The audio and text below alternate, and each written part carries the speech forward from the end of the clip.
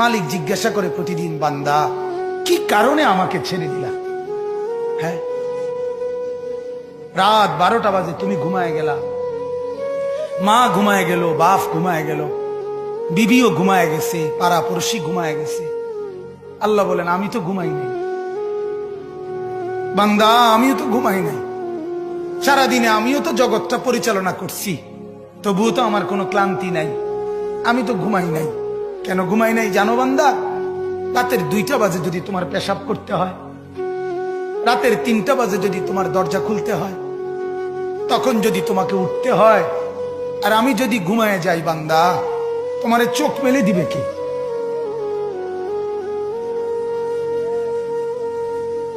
এই বাপ, চোখ মেলে দিবে কে?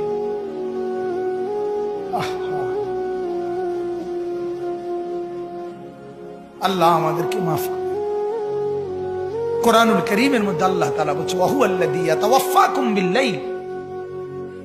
কোরআনে আল্লাহ বলে, বান্দা শোনো, প্রত্যেকটা মানুষকে রাত গভীরে যে ঘুম আমি দেই, সেটা ঘুম না, আমি ওয়াফাত দেই, আমি মূলত মৃত্যু দিয়ে দেই। আবার আমি দয়া করে একটা নির্দিষ্ট সময় পরে চূড়ান্ত মৃত্যু দেব বলে আমি আবার সেই হায়াত সকালবেলা যখন জাগতে শুরু হয় তখন আমি ফিরিয়ে দিই, ফিরিয়ে দেয় আল্লাহ। এমনও মানুষ আছে পৃথিবীতে, রাত্রিবেলা ঘুমাইছিল ভালো মানুষ, সকালবেলা আর জাগে নাই। আমার একজন দূরসম্পর্কীয় চাচা আছে, প্রফেসর ছিলেন, ভালো মানুষ ছিলেন, রাত্রিবেলা জলজ্জান্ত মানুষ ঘুমাইছে, সকালবেলা আর দরজা খুলে দেখছে ওই মানুষটা জীবিত ছিল না, মারা গেছে। হতে পারে না? হতে পারে কিনা বলেন না? তাইলে বছরের পর বছর, মাসের পর মাস, এই বাপ, বাহিরের কারো চিন্তা করে বাদ দেন, আপনারা যারা বসছেন, আপনাকে বলছি, আপনি কষ্ট করে বসছেন, রাতের 12টা বাজে, রাতের 12টা বাজে, এত কষ্ট করে বসছেন, বিনিময়ে একটু ভাবেন, একটু ভাবেন, অনুরোধ আমার, একটু ভাবেন। আজ মাঝে মাঝে মন চায় আল্লাহর বান্দা মুসলমানদেরকে বুকে জড়ায় ধরে কাঁদি যে বাপ কেন এত ভুল করছেন, আল্লাহকে কেন এত নারাজ করছেন? যার বিবি বেপর্দা, আপনি আল্লাহকে কত পরিমাণ নারাজ করাচ্ছেন। যার স্ত্রী, যার মেয়ে বেপর্দা, আপনি আল্লাহকে কি পরিমাণ নারাজ করছেন বলেন?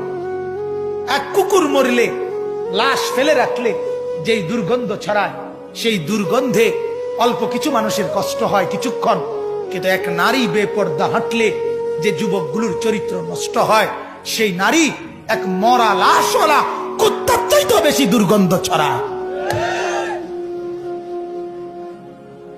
কুকুরের দুর্গন্ধ এত বেশি ছড়ায় না, বেপর্দা নারীর দুর্গন্ধ যে পরিমাণ ছড়ায়। সে তো শত শত যুবক তার চরিত্র শেষ করে দিছে। এই সিনেমার নায়িকা নর্তকীরা উলঙ্গ আর ছবি আর বিবস্ত্র ছবি আর নাচ গানের এই ফুর্তি দেখিয়ে এরা হাজারো যুবকের চরিত্র গঠন করে না নষ্ট করে? কথা বলেন না কেন? এজন্য আমার শায়েখ আল্লামা মুফতি মুশতাকুন নবী সাহেব বলে, হাজারো মানুষের জীবন নষ্ট করে যে, এজন্য তার জীবনে কখনো সুখ ধরা দেয় না। এজন্য এই পৃথিবীর জরিপ এটা, আপনি জরিপ চালায়া দেখেন, যত সিনেমার নায়ক নায়িকা, এদের জীবনের মতো দুঃখী জীবন, ব্যক্তি জীবনের মতো কষ্টের জীবন আর কারো নাই। আপনি খবর লাগান, আপনি খবর লাগান, এদের মতো লাঞ্ছনা।